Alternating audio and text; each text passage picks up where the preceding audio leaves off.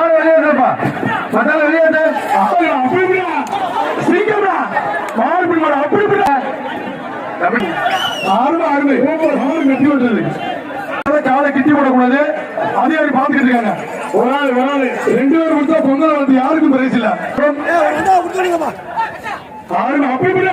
அப்படி போய் சிங்கா மாடு பிடி மாடு அப்படி